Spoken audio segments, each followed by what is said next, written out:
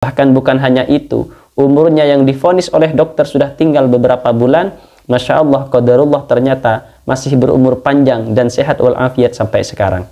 Assalamualaikum warahmatullahi wabarakatuh. Apa kabar sahabat? Mudah-mudahan kita selalu dalam lindungan Allah Subhanahu wa Ta'ala.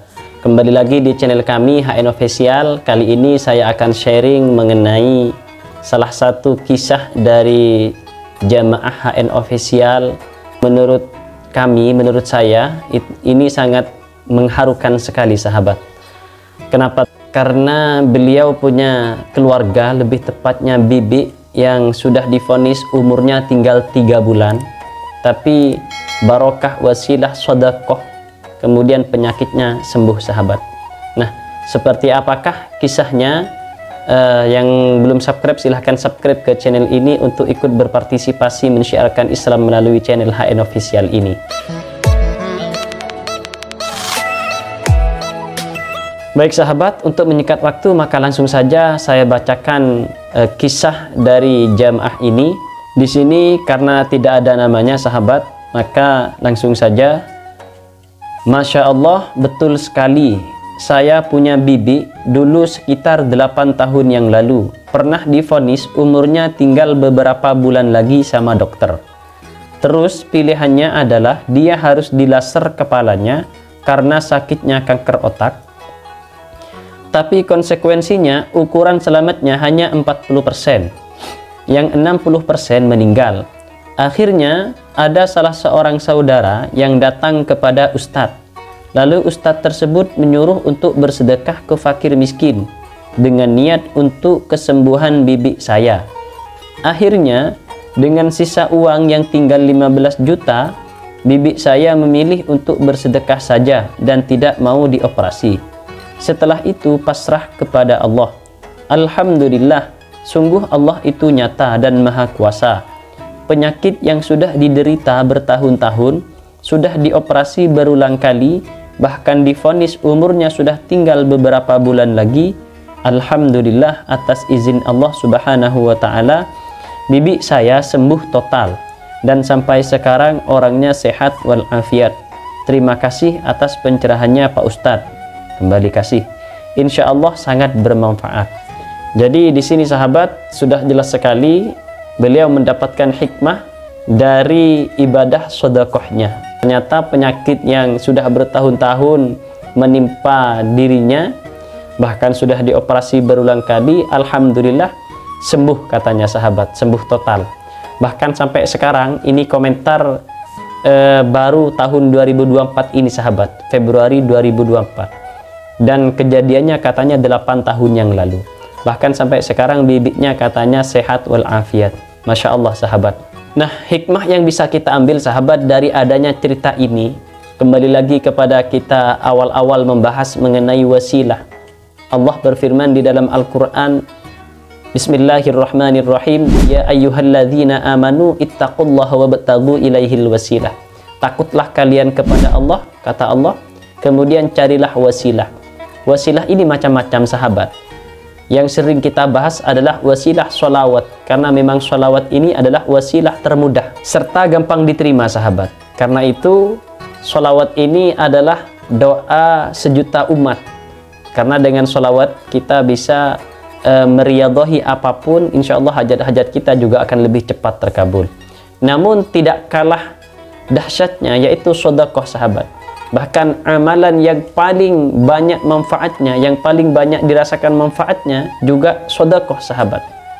Karena itu di sini cerita dari sahabat kita ini yang bersedekah, kemudian dengan harapan barokah sedekah ini penyakitnya diangkat oleh Allah, maka qadarullah ketika sudah pasrah ternyata penyakitnya juga diangkat sahabat. Bahkan bukan hanya itu, umurnya yang divonis oleh dokter sudah tinggal beberapa bulan, Masya Allah, qadarullah, ternyata masih berumur panjang dan sehat walafiat sampai sekarang. Karena itu sahabat, wasilah itu penting. Wasilah itu apapun ibadah yang bisa kita jadikan wasilah, maka jadikan sahabat. Termasuk sedekah, baca sholawat, berbakti kepada orang tua, berbakti kepada guru. Semuanya yang bisa kita lakukan, maka lakukan sahabat. Dan kemudian ketika orang ini bersedekah dengan harapan penyakitnya akan sembuh, apakah kemudian sedekahnya tidak ikhlas? Tidak, sahabat. Sekali lagi kami tegaskan, ini adalah janjinya Allah. Selama kita meminta kepada Allah, jangankan dengan bersedekah, bahkan tanpa bersedekah pun itu boleh, sahabat. Apalagi ini memang dianjurkan oleh Rasulullah. Di dalam sebuah hadis yang diriwayatkan oleh Abdullah ibnu Mas'ud, Rasulullah bersabda, "Da'u mardakum bis sadaqah." Obatilah penyakit kalian dengan sedekah, kata Rasulullah. Nah, kemudian apakah Rasulullah mengajarkan kita untuk tidak ikhlas kita ketika bersedekah? Tidak, sahabat. Sedekah itu yang tidak ikhlas ketika kita memberikan mensedekahi atau memberikan harta kita kepada seseorang dan mengharapkan balasan dari orang itu, sahabat.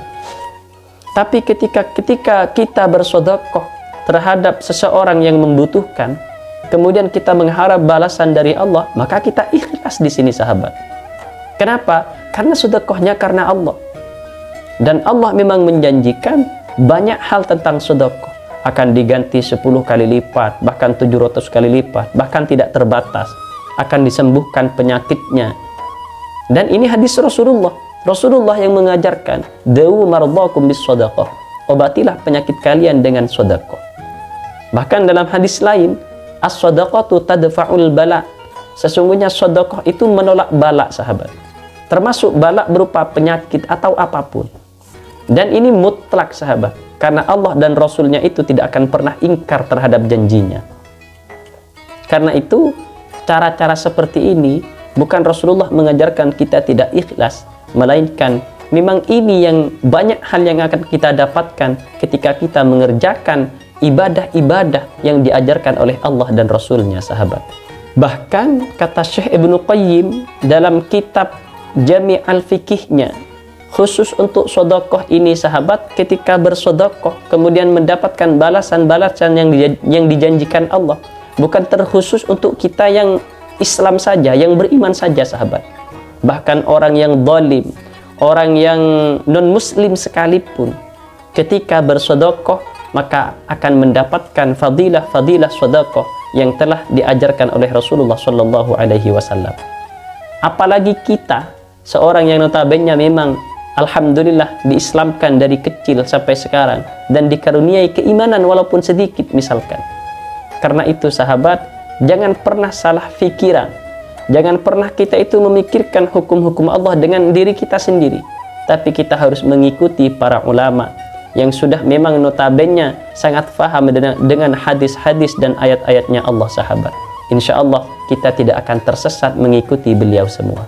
Dan yang terakhir, sahabat, apa yang pelajaran yang bisa kita ambil dari cerita sahabat kita ini, cerita jamaah HN official ini? Setelah beliau bersedekah, maka tawakal, pasrah kepada Allah. Tidak ada tuntutan kepada Allah, saya bersedekah harus sembuh misalkan, tidak ada. Setelah bersedekah dirasa beberapa hari kok tidak sembuh-sembuh, tidak ada, sahabat. Yang namanya tawakal itu adalah tawakal, pasrah diri kepada Allah. Kemudian juga sedekahnya, yang namanya sedekah ikhlas, maka tidak diperhitungkan. Kenapa kok tidak sembuh? Kenapa kemudian penyakitnya masih kambuh? Beliau ini tawakal, sahabat.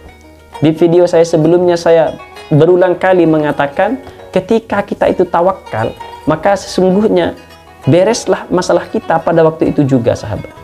Tapi kalau kita belum sampai pada titik tawakal ini, maka sebenarnya kita menghalangi selesainya beban hidup kita sendiri. Kita menghalangi cara Allah untuk menunjukkan jalan yang paling benar bagi kita, sahabat. Karena itu, jadi tawakal ini adalah akhir dari perjuangan kita dalam beriadah, dalam beribadah kepada Allah Subhanahu wa Ta'ala. Jangan pernah nuntut Allah, jangan pernah ngatur Allah, sahabat. Karena Allah lebih tahu apa yang terbaik bagi diri kita sendiri. Demikianlah, sahabat, sharing saya pada kesempatan kali ini. Mudah-mudahan bermanfaat bagi kita semua, bagi saya khususnya. Juga apabila terdapat kata-kata yang tidak berkenan di hati panjenengan semua, saya Al-Fakir mohon maaf yang sebesar-besarnya. Kalau ada kesalahan, semua karena kebodohan saya, sahabat, karena keterbatasan pengetahuan saya, ilmu saya. Tapi jika ada kebenaran, maka semua itu atas petunjuk dari Allah Subhanahu wa Ta'ala. Demikian dari saya, mudah-mudahan bermanfaat. Saya akhiri. Wassalamualaikum warahmatullahi wabarakatuh.